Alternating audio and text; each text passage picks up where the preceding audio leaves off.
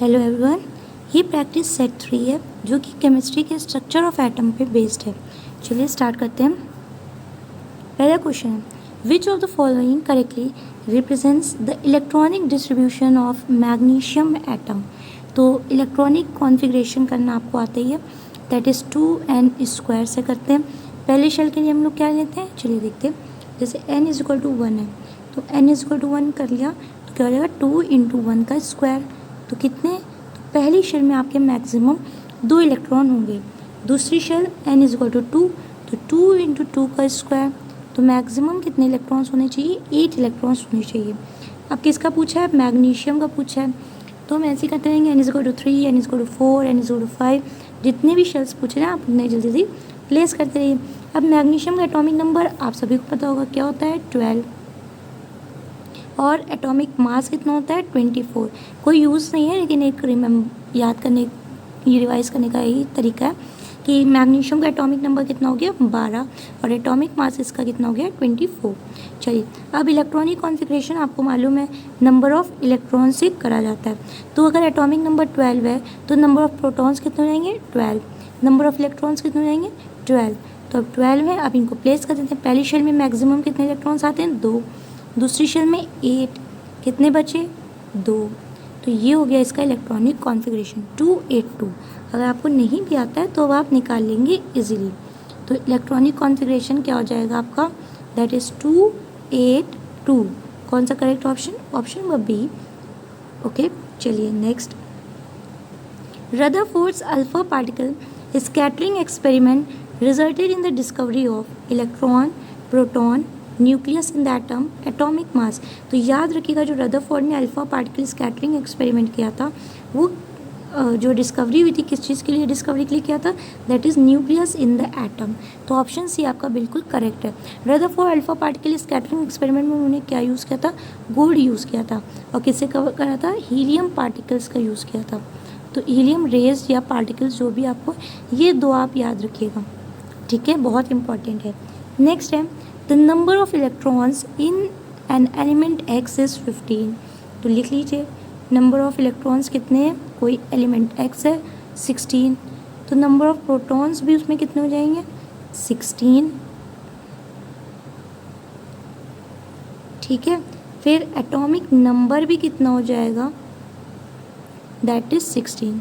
अब number of neutrons उसमें कितने हैं, 16,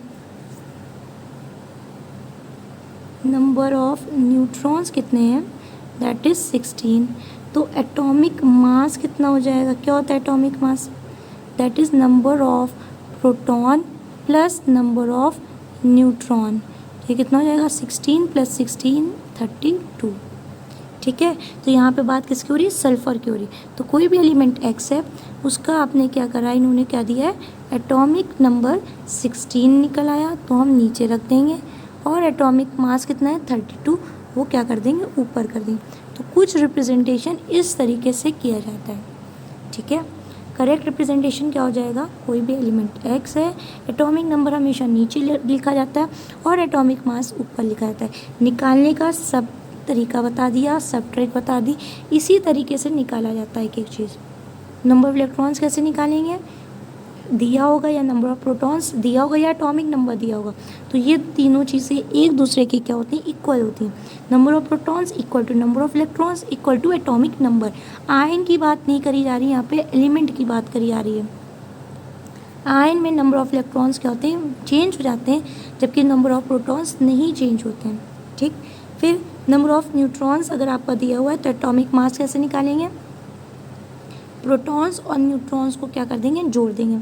अगर आपका एटॉमिक मास दिया हुआ है और नंबर ऑफ न्यूट्रॉन्स निकालने तो कैसे करेंगे, एटॉमिक मास से एटॉमिक नंबर माइनस कर दीजिए, या फिर एटॉमिक मास से नंबर ऑफ प्रोटॉन माइनस कर दीजिए, तो आपका क्या आ जाएगा, नंबर ऑफ न्यूट्रॉन्स इजीली आ जाएगा, ठीक है। अब लगता है कोई डाउट नहीं होगा, अगर आपको तब भी कोई डाउट है तो कमेंट बॉक्स में आप नीचे कमेंट करके बताइए, फिर से आपकी ये चीज़ क्लियर कर देंगे। Which of the following are true for an element, true, false, no, इन पे क्या बनाना है, हमको सर्किल बनाना है। Atomic number is equal to number of protons plus number of electrons, जी नहीं, बिल्कुल गलत है। अभी पढ़ा था, atomic number is equal to the number of protons is equal to the number of electrons. Second है mass number is equal to number of protons plus number of neutron. जी हाँ, बिल्कुल स्टेटमेंट सही है। That is the atomic mass कह लीजिए आप, चाहे मास नंबर कह लीजिए, बात एक ही है। Atomic mass is equal to the atomic number of proton is equal to the number of neutron. जी नहीं, यहाँ पे क्या होगा, एटॉमिक नंबर भी नहीं होगा। अगर एटॉमिक नंबर होगा तो न्यूट्रॉन्स होंगे क्या हो जाएंगे, इलेक्ट्रॉन्स हो जाएंगे। तो ये स्टेटमेंट भी आपका गलत दिया हुआ। Atomic number is equal to number of protons is equal to number of electron. जी हाँ, बिल्कुल सही है। तो आपका सेकेंड एंड फोर्थ जो है स्टेटमेंट बिल्कुल सही है सेकेंड एंड फोर्थ। जी हाँ, ऑप्शन डी में आपका दिया हुआ है सेकेंड एंड फोर्थ। ठीक है, अगर हम फॉल्स की बात करें तो फॉल्स कौन कौन हो जाएंगे, that is first and third. तो फर्स्ट एंड थर्ड आपका तब स्टेटमेंट सही होता अगर यहाँ पे ट्रू कहेंगे क्या लिखा होता, फॉल्स लिखा होता। चलिए next, atomic models have been improved over the years. Arrange the following atomic models in the order of the chronological order. तो पहले जो आया वो लिखेंगे, फिर जो आया वो लिखेंगे, फिर उसके बाद जो आया वो लिखेंगे। Rutherford atomic model, Thomson atomic model and Bohr atomic model. तो पहले कौन सा आया आपका, जे थॉमसन का एटॉमिक मॉडल आया। ठीक है, पहला आपको हो गया सेकंड, याद रखिएगा। सबसे पहले जे थॉमसन ने करा था, जो भी इन्होंने मतलब बताया था कि एक वाटरमेलन की तरीके से होता है, पूरा सब क्या है, पूरा आपका एटम है और उसमें जो सीड्स लगे हुए हैं वो क्या है, इलेक्ट्रॉन्स हैं। ठीक है, फिर सेकेंड कौन आया आपके, रदरफोर्ड एटॉमिक मॉडल आया। रदरफोर्ड ने क्या करा, अपना अल्फा स्कैटरिंग एक्सपेरिमेंट करा। इसमें क्या क्या यूज़ किया था, गोल्ड यूज़ किया था और हीलियम पार्टिकल्स यूज़ करी थी, हीलियम रेज यूज़ करी थी, ये दो यूज़ किया था। और उन्होंने किसकी डिस्कवरी करी थी, इससे डिस्कवरी करी थी न्यूक्लियस की। फिर आते हैं बोहर एटॉमिक मॉडल। तो बोहर ने कहा था कि सारे इलेक्ट्रॉन्स कुछ ही अपने फिक्स्ड एनर्जी के साथ रोटेट करते हैं और उन्होंने फार्मूला दिया कि इलेक्ट्रॉन्स जो फील्ड होते हैं वो किस फार्मूले से होते हैं, दैट इज़ 2n² से। तो ऑप्शन सी आपका बिल्कुल करेक्ट है। ठीक है, पहले थॉमसन आया, फिर रदरफोर्ड आया, फिर बोहर आया। चलिए next question, the ion of an element has 3 positive charge, mass number of the atom is 27 and the number of neutrons is 14. What is the number of electrons in the ion? हमने कहा था ion में electrons क्या होते हैं, very कर जाते हैं। चलिए कोई नहीं, हम बताते हैं आपको। नंबर ऑफ न्यूट्रॉन्स कितने दिए हुए हैं, 14। यहाँ लिख लीजिए जो जो डिटेल्स आपको दी हुई है और जिसकी आपको ज़रूरत पड़ेगी। नंबर ऑफ न्यूट्रॉन्स आपको कितने दिए हैं, सॉरी, ये नंबर ऑफ न्यूट्रॉन्स कितने आपके दिए हुए हैं, दैट इज़ 14। एटॉमिक नंबर आपका कितना दिया हुआ है, दैट इज़ 27। तो आपको निकालना है नंबर ऑफ प्रोटॉन्स। अगर आप नंबर ऑफ प्रोटॉन्स निकाले जाएंगे वो किसके इक्वल होगा, दैट इज़ एटॉमिक नंबर के इक्वल होगा। तो इसको क्या करेंगे, एटॉमिक मास से आप माइनस कर दीजिए क्या, नंबर ऑफ न्यूट्रॉन्स। तो 27 में आप 14 माइनस कर दीजिए, कितना है आपका, दैट इज़ 13। ठीक है, यहाँ पे एल्युमिनियम की बात हो रही है। चलिए 13 इसका एटॉमिक नंबर आया। अब आप कहेंगे हमने पढ़ा था atomic number is equal to number of protons is equal to number of electrons. तो आपका ऑप्शन नंबर 1 हो जाएगा 3। जी नहीं, बिल्कुल गलत। अब देखिए यहाँ पे क्या होती है, जो भी कोई एक एटम है, ठीक है, तो उसने क्या करे, उसके 3 पॉजिटिव चार्ज हैं। पॉजिटिव चार्ज की मतलब है कि उसने 3 इलेक्ट्रॉन क्या करे हैं, दूसरे को दे दिए हैं, डोनेट कर दिए हैं। अगर कोई एटम का में 13 इलेक्ट्रॉन्स थे, पहले 13 थे, उसने 3 दे दिए हैं, तो कितने हो जाएंगे, 10 हो जाएंगे। ठीक है, तो याद रखिएगा, अगर पॉजिटिव चार्ज है तो हमें माइनस करना है, अगर यहाँ पे माइनस है तो हमको क्या करना है, प्लस करना है, ऐड करना है, सिंपल। ठीक है, अगर पॉजिटिव चार्ज है, फिर से बोलें, पॉजिटिव चार्ज है तो हमें इलेक्ट्रॉन्स क्या करने होंगे, माइनस करने होंगे।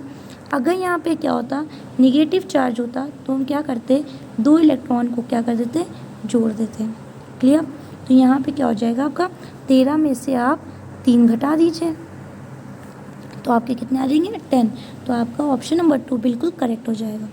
क्लियर, चलिए नेक्स्ट क्वेश्चन की तरफ बढ़ते हैं। An atom with 3 protons and 4 neutrons will have a valency of. अब वैलेंसी पूछ रहे हैं, कितने प्रोटॉन है, 3 प्रोटॉन्स है, न्यूट्रॉन्स कितने, 4 हैं। चलिए नंबर ऑफ प्रोटॉन्स लिख लेते हैं, 4, तो नंबर ऑफ इलेक्ट्रॉन्स कितने हो जाएंगे, दैट इज़ 4। ठीक है, एटम की बात हो रही, आयन की बात ही नहीं हो रही है। चलिए अब इसका इलेक्ट्रॉनिक 3 है। नंबर ऑफ न्यूट्रॉन्स 4 दिए हैं, तो इसका इलेक्ट्रॉनिक कॉन्फ़िगरेशन कैसे होगा, 2, 1। हर इंसान अपने आप को स्टेबल देखना चाहता है। ठीक है, वैसे ही एटम में भी होता है कि अगर एक्स्ट्रा चीज़ है या कम चीज़ है तो वो क्या करेगा, गेन या लॉस करता है ताकि वो क्या हो सके, स्टेबल हो सके। ठीक, अब यहाँ पे इसको कितने इलेक्ट्रॉन की ज़रूरत है, 7 इलेक्ट्रॉन की ज़रूरत है। कोई इसे नहीं देगा तो ये क्या करता है, अपना 1 इलेक्ट्रॉन क्या कर देता है, डोनेट कर देता है, और क्या आ जाता है इस पर, प्लस चार्ज आ जाता है। तो जब ये 1 इलेक्ट्रॉन डोनेट करता है तो इसके ऊपर जो वैलेंसी आई है, चार्ज आया है, वो कैसा आया है, प्लस आया है। ठीक है, तो यही इसकी क्या हो जाएगी, वैलेंसी हो जाएगी, तो इसकी वैलेंसी क्या हो जाएगी, 1 हो जाएगी। क्लियर, यहाँ पे प्लस माइनस का कोई नहीं है तो आप डायरेक्टली लिखिए 1। अगर यहाँ पे लिखा होता +1 एंड -1 तब जो इसका करेक्ट आंसर होता है वो क्या होता है, +1 होता। आ गया समझ में वैलेंसी निकालना। चलिए next question, which of the following statement is always correct, always मतलब विदाउट एनी एक्सेप्शन। पहला ऑप्शन है, an atom has equal number of electrons and proton, an atom has equal number of electrons and neutrons, an atom has equal number of protons and neutrons, an atom has equal number of electrons, protons and neutron. देखिए atomic number किसके equal होता है, protons और electron के equal होता है, neutron के equal नहीं होता। तो जहाँ जहाँ आपको न्यूट्रॉन लिखा हुआ है वहाँ वहाँ आप कट कर दीजिए, यहाँ न्यूट्रॉन लिखा है काट दीजिए, ये न्यूट्रॉन लिखा है स्टेटमेंट गलत, यहाँ लिखा है गलत, बच्चा कौन सा है, that is electron and proton, yes. तभी तो वो इलेक्ट्रिकली न्यूट्रल होगा, जितने उस पर नेगेटिव चार्ज होंगे उतने ही उस पर पॉजिटिव चार्ज होंगे, तो atom is always electrically neutral. तो ऑप्शन ए आपका बिल्कुल करेक्ट हो जाएगा। Next, how many electrons are present in the M shell of an element with atomic number 20। चलिए अब एटॉमिक नंबर 20 दिया, भरना शुरू करिए। पहले में कितने होते हैं, 2, दूसरे में मैक्सिमम 8, तीसरे में क्या करेंगे, यही पूछा गया है। ठीक है, सॉरी KL एंड MN। अब यहाँ पे बच्चे मैक्सिमम बच्चे क्या करेंगे, 18 भर देंगे। ठीक है, 18 कैसे हो जाएगा, खुद सोचो, 8 2 10, कितने बच रहे हैं, 10 बच रहे हैं। ठीक है, तो 10 भरो तो चलो फिर भी एक बार बनता है। ठीक है, क्योंकि मैक्सिमम कितने होते हैं, इलेक्ट्रॉन्स 18 होने चाहिए, लेकिन कुछ रीजंस की वजह से क्या होता है, उसमें इलेक्ट्रॉन्स 18 ना होकर क्या होता है, 8 और 2 ही फॉलो करता है।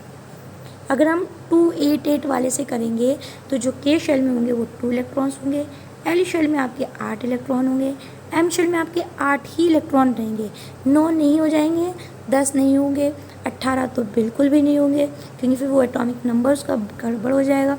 फिर बचे 2 इलेक्ट्रॉन, तो वो उसके N शेल में चले जाएंगे। ठीक है, और ऐसे ही याद रखिएगा एटॉमिक नंबर 19 का, that is 2881।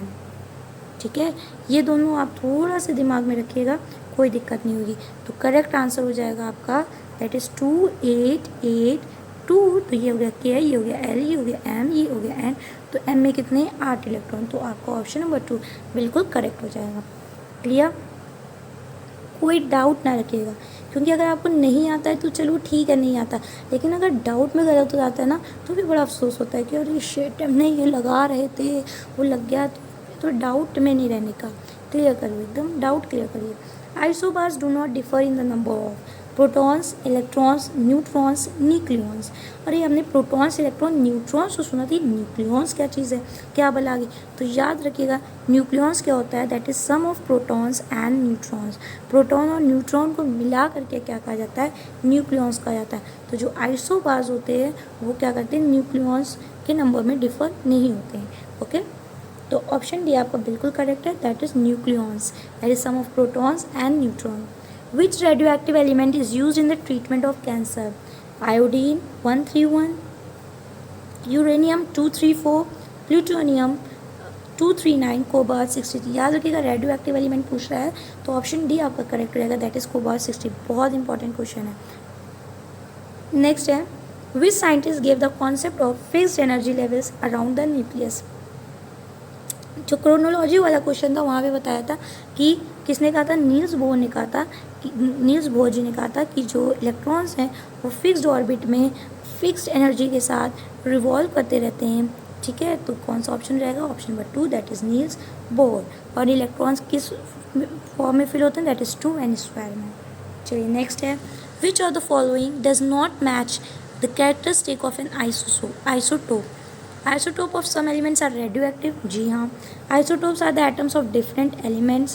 Isotopes differ in the number of neutrons. ठीक है, does not लिखा है. Isotopes have similar chemical properties.